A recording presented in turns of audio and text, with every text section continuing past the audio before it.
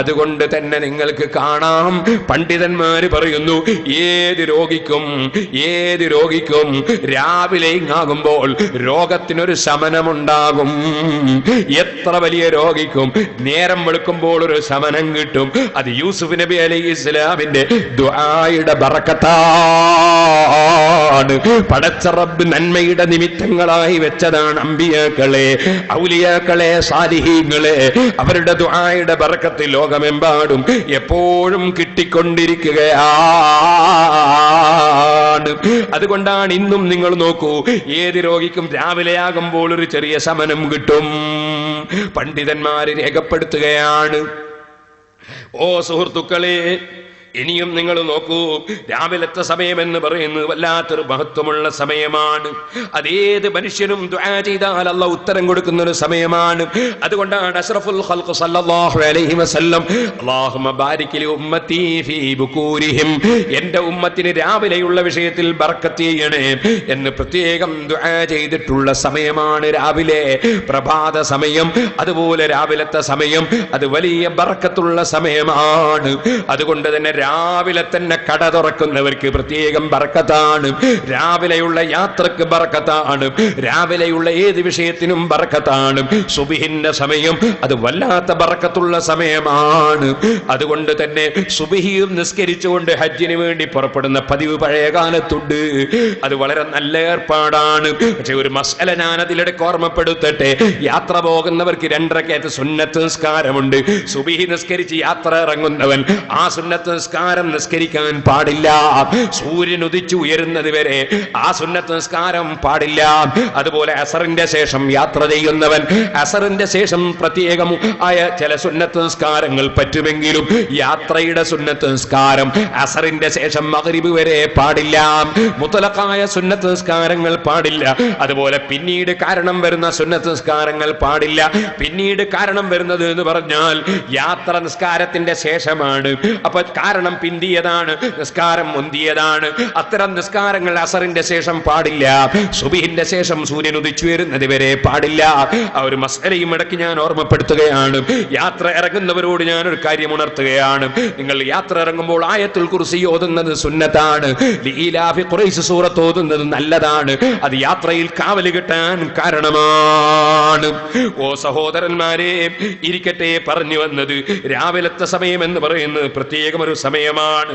ഇനി നിങ്ങൾക്കൊന്ന് കേൾക്കണോ, രാവിലത്തെ സമയത്തിന് വേറൊരു പ്രത്യേകതയുണ്ട്. അതെന്താണ്? അത് ഖിയാമത്ത് നാളിനെ ഓർമ്മിപ്പിക്കുന്ന ഒരു സന്ദർഭമാണത്. ഖിയാമത്ത് നാളിനെ ഓർമ്മിപ്പിക്കുന്ന ഒരു സന്ദർഭമാണത്. കാരണം നമുക്ക് പ്രഭാതത്തിലൊരു നിസ്കാരമുണ്ട്. ഇന്ന ഖുർആനൽ ഫജ്രി കാന മസ്ഹൂദാ. പ്രഭാത സമയത്തുള്ള നിസ്കാരം അത് മറ്റ് നിസ്കാരങ്ങൾ പോലെയല്ല. അതിന് പ്രത്യേകതയുണ്ട്. സുബ്ഹി നിസ്കാരത്തിന് പ്രത്യേകതയുണ്ട്. എന്താണത്? കാന മസ്ഹൂദാ. ഖുർആനിൽ അല്ലാഹു പറയുന്നു, അതിന് എല്ലാ മലക്കുകളും ഹാജരാകുന്ന ഒരു നിസ്കാരമാണത്. എന്തുകൊണ്ട്? രാത്രിയത്തെ ഡ്യൂട്ടി എടുക്കാൻ വേണ്ടി ആകാശ ലോകത്ത് ഇറങ്ങുന്ന മലക്കുകളുണ്ട്. അതുപോലെ രാവിലെ പകലത്തെ ഡ്യൂട്ടി എടുക്കാൻ വേണ്ടി ആകാശത്ത് നിന്നിറങ്ങുന്ന മലക്കുകളുണ്ട്. അല്ലാഹുവാണ് ലോകത്തെ സൃഷ്ടിച്ച് പോറ്റി വളർത്തുന്നവൻ. ആ റബ്ബ് സുബ്ഹാനഹു വ തആലക്ക് കുറെ സൈന്യങ്ങളുണ്ട്. ഖുർആൻ അത് പറയുന്നുണ്ട്, വലില്ലാഹി ജുനൂദുസ് സമാവാതി വൽ അർളി വകാന അല്ലാഹു അലീമൻ ഹകീമാ. പടച്ചവന് ആകാശങ്ങളിൽ സൈന്യങ്ങളുണ്ട്, ഭൂമിയിൽ സൈന്യങ്ങളുണ്ട്. ആ സൈന്യങ്ങൾക്ക് അവൻ പല ഡ്യൂട്ടികളും കൊടുക്കുന്നുണ്ട്. അതുകൊണ്ടാണ് പരിശുദ്ധ ഖുർആനിൽ ഒരു സ്ഥലത്ത് വൽ മുദബ്ബിറാതി അംറാ, കാര്യങ്ങളെ നിയന്ത്രിക്കുന്നവരെ തന്നെയാണ് സത്യമെന്ന് സത്യം ചെയ്തു. പടച്ചവൻ ഈ ഭൂമി ലോകത്ത് ചെയ്യുന്ന പ്രവർത്തനങ്ങൾ, ആ പ്രവർത്തനങ്ങൾക്ക് പല മലക്കുകൾക്കും പല മഹാത്മാക്കൾക്കും പല ഡ്യൂട്ടികളും അല്ലാഹു കൊടുത്തിട്ടുണ്ട്. ആ ഡ്യൂട്ടി കിട്ടിയിട്ടുള്ള മലക്കുകൾ, ആ മലക്കുകളിൽ അതാ പകലത്തെ ഡ്യൂട്ടി എടുക്കേണ്ട മലക്കുകൾ ആകാശത്ത് നിന്ന് ഇറങ്ങി വരുന്നത് രാവിലെയാണ്. അതേ സമയത്ത് രാത്രിയിലെ ഡ്യൂട്ടി കഴിഞ്ഞ മലക്കുകൾ കയറിപ്പോകുന്നതും രാവിലെയാണ്. ഈ 2 മലക്കുകളും ഒരേ സമയത്ത് സംഗമിക്കുന്ന ഒരു നിസ്കാരമുണ്ട്. ആ നിസ്കാരത്തിന്റെ പേരാണ് സുബ്ഹി നിസ്കാരം. എല്ലാ മലക്കുകളും സംഗമിക്കുന്ന നിസ്കാരം. ഓ മുഅ്മിനീങ്ങളെ, ഓ ഉമ്മമാരെ, ഓ ചെറുപ്പക്കാരെ, നിങ്ങളാരും ജീവിതത്തിൽ ആ നിസ്കാരം ഖളാക്കി കളയരുതേ. അതൊരു വല്ലാത്ത പുണ്യമുള്ള നിസ്കാരമാണ്. പള്ളിയിലെ ജമാഅത്തിന് ഒന്നിന് 27 ഇരട്ടി കൂലിയുണ്ടെന്ന് പറഞ്ഞില്ലേ? ആ 27 ഇരട്ടി കൂലി കിട്ടുന്നതിൽ ഏറ്റവും പുണ്യമുള്ള ജമാഅത്ത് സുബ്ഹിന്റെ ജമാഅത്താണ്, പ്രഭാതത്തിന്റെ ജമാഅത്താണ്. ഞാനൊരൽപ്പം ലജ്ജയോടെ, ഞാനൊരൽപ്പം വിഷമത്തോടെ, അസൂയ കൊണ്ടല്ല കേട്ടോ, ഞാൻ എന്റെ സമുദായത്തെ സംബന്ധിച്ച് അല്പം ലജ്ജിച്ചുകൊണ്ട് പറയട്ടെ. ഓ ചെറുപ്പക്കാരെ, നിങ്ങളെ ചിന്ത ഉണർത്താൻ വേണ്ടി പറയുകയാണ്.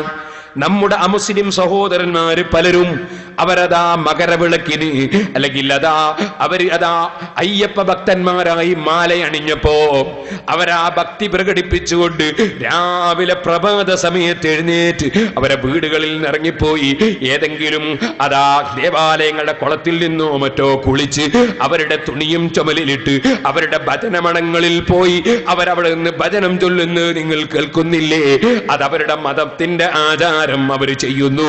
ഞാൻ നേരത്തെ പറഞ്ഞില്ലേ, അവരക്രമിക്കരുത്, ചീത്ത പറയരുത്, തെറി പറയരുത്, അവരെ ഒന്നും ചെയ്യരുത്. അങ്ങനെയാണ് നമ്മുടെ മതം പറഞ്ഞതെന്ന് ഞാൻ നേരത്തെ പറഞ്ഞില്ലേ?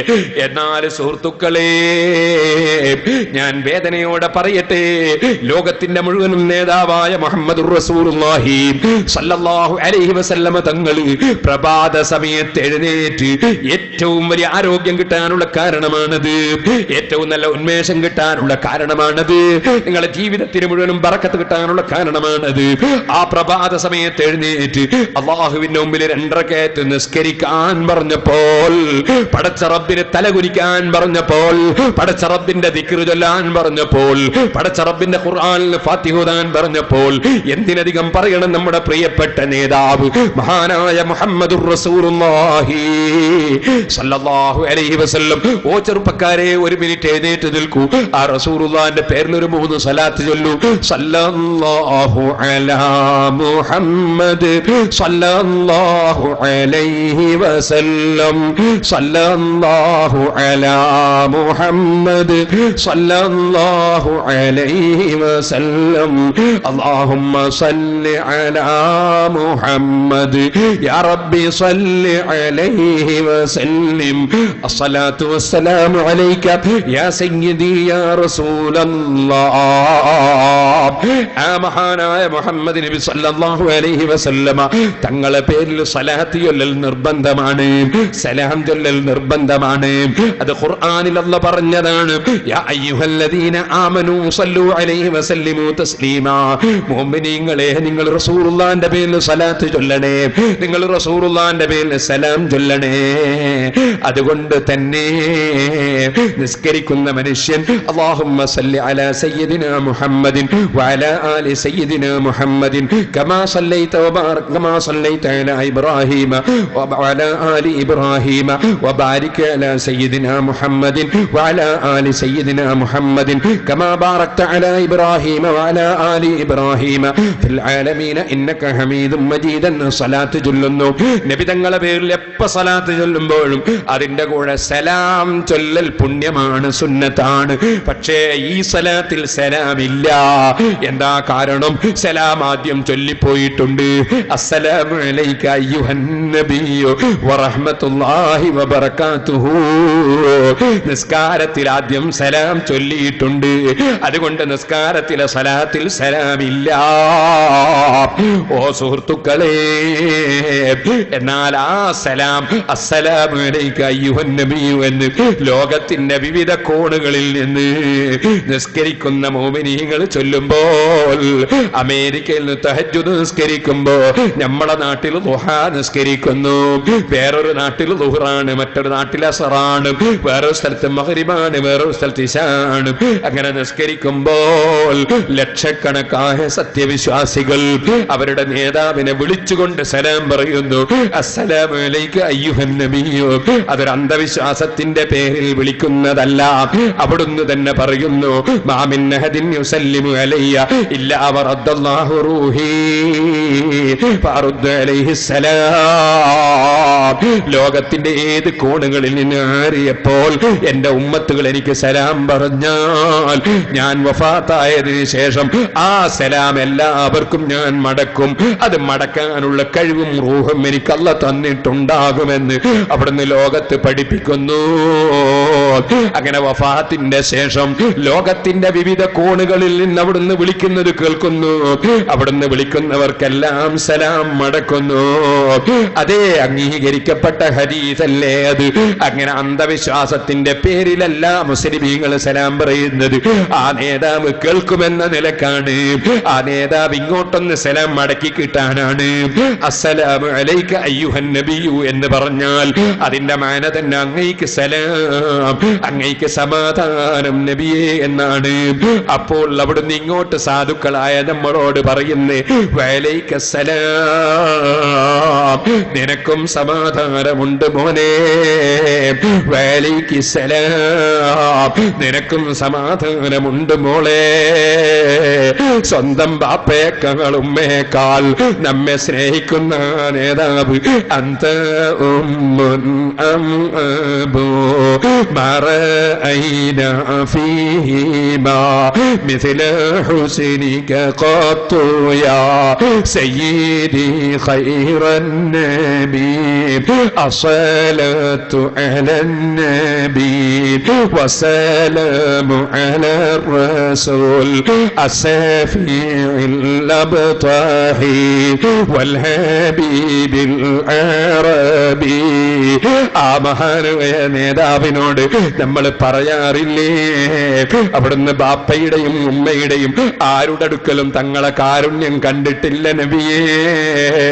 ഞങ്ങൾക്ക് ബാപ്പയെക്കാളും ഉമ്മയെക്കാളും പ്രിയപ്പെട്ടവർ അവിടുന്നാണ് നബിയേ. വെറുതെ പറയുന്നതല്ല, ഖുർആനിന്റെ ആശയമാണ്. അന്നബിയു ഔലാ ബിൽ മുഅ്മിനീന മിൻ അൻഫുസിഹിം വഅസ്വാജുഹു ഉമ്മഹാതുഹും. മുഹമ്മദ് നബി സല്ലല്ലാഹു അലൈഹി വസല്ലം അതാ അവരുടെ സ്വന്തം ശരീരത്തെക്കാൾ ബന്ധപ്പെട്ട നേതാവാണ്. ആ നേതാവിനെ വിളിച്ച് ലോകത്തിന്റെ വിവിധ കോണുകളിൽ നിന്ന് ആര് സലാം പറയുമ്പോഴും അവിടുന്ന് സലാം മടക്കുന്നു.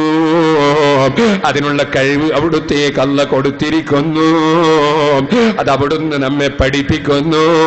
ഇനി ഒരു മിനിറ്റ് ഒന്ന് ചിന്തിക്കൂ ചെറുപ്പക്കാരാ, ഒന്ന് ചിന്തിക്കൂ കാരണവന്മാരെ, ഒന്ന് ചിന്തിക്കൂ ഉമ്മമാരെ, പെങ്ങന്മാരെ.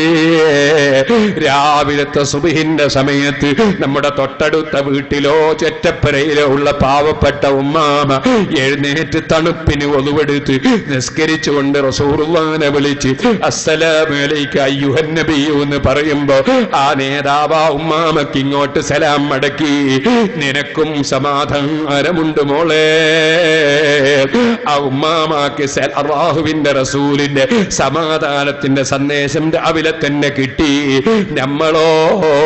നമ്മൾ സുബ്ഹിന്റെ സമയത്ത് അതാ ഉറക്ക് തെളിഞ്ഞ് 2 റകഅത്ത് നിസ്കരിക്കാതെ, അല്ലാഹുവിന് നന്ദി കാണിക്കാതെ, അല്ലാഹുവിന്റെ റസൂലിന് സലാം പറയാതെ, അവിടുത്തെ പേരിൽ സലാത്ത് ചൊല്ലാതെ, അല്ലാഹു അക്ബർ എന്ന് റബ്ബിനെ പുകഴ്ത്തി പറയാതെ, അവന്റെ ഖുർആനിൽ സൂറത്തുൽ ഫാത്തിഹ ഓതാതെ നമ്മൾ കിടന്നുറങ്ങിയാൽ നമുക്ക് വേണ്ട മുഴുവൻ സംവിധാനവും ചെയ്ത് നമ്മളെ സൃഷ്ടിച്ച് പോറ്റി വളർത്തിയ നാഥനായ പടച്ച റബ്ബിനോടും നമ്മുടെ നേതാവിനോടും ചെയ്യുന്ന നന്ദി കേടല്ലേ. അതുകൊണ്ട് തന്നെ പറയട്ടെ, എന്റെ പ്രതിഫലം ആഗ്രഹിച്ചുകൊണ്ടല്ല ഞാൻ പറയുന്നത്. ഇതിന് അധ്വാനിച്ചവർ പ്രതിഫലം പ്രതീക്ഷിച്ചുകൊണ്ടല്ല അധ്വാനിച്ചത്. ഞാൻ ഇന്നലെ രാത്രിയിൽ ഏകദേശം 12 മണിക്ക് ഈ സൈറ്റിൽ വന്നിട്ടുണ്ട്. അതേ സമയത്ത് 4 ദിവസം മുമ്പ് ഞാൻ രാത്രിയിൽ 3 മണിക്ക് ഈ സൈറ്റിൽ വന്നിട്ടുണ്ട്.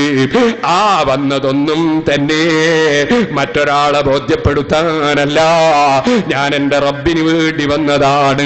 അതുപോലെ ഞാൻ ഇന്നലെ ഈ സൈറ്റിൽ വരുമ്പോ ചെറുപ്പക്കാരായ കുട്ടികളും അതുപോലെ ഇവിടെയുള്ള പ്രവർത്തകന്മാരും ഈ സൈറ്റിൽ വെച്ച് അധ്വാനിക്കുന്നത് ഞാൻ കണ്ടിട്ടുണ്ട്. പടച്ചറബേ, ഞങ്ങളെ അമലുകളൊക്കെ നീ സ്വീകരിക്കണേ റഹ്മാനേ. ഓ മുഅ്മിനീങ്ങളെ, ഈ പാവപ്പെട്ട ഞാൻ ഈ പരിപാടി സംഘടിപ്പിച്ചതിന്റെ പേരിൽ, ഇതിന്റെ സംഘാടകർ അധ്വാനിച്ചതിന്റെ പേരിൽ നമുക്ക് അല്ലാഹു ആഖിറത്തിൽ പ്രതിഫലം തരട്ടെ. ഈ ദുനിയാവിൽ അല്ലാഹു ഖൈറും ബറക്കത്തും ആഫിയത്തും ആയുസ്സും ഐശ്വര്യവും നമുക്കും നമ്മളെ സ്നേഹിക്കുന്ന മുഴുവൻ ആളുകൾക്കും റബ്ബി ഏറ്റിത്തരട്ടെ. ഞാനൊരു കാര്യം പറയട്ടെ എന്റെ ചെറുപ്പക്കാരെ, ഒരൊറ്റ സുബ്ഹി നിസ്കാരവും എന്റെ ജീവിതത്തിൽ ഞാൻ ഖളാക്കുകയില്ല. ഞാനത് കൃത്യമായി നിസ്കരിക്കുമെന്ന് മനസ്സിന്റെ ഉള്ളിൽ ഉറപ്പിച്ചിട്ടല്ലാതെ ഈ പാവപ്പെട്ട